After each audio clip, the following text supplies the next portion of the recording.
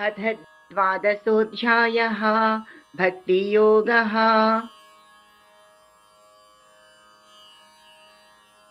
अर्जुन उवाच एवं सततयुक्ता ये भक्तास्त्वां पर्युपासते ये चाप्यक्षरमव्यक्तं तेषां के योगवित्तमाः।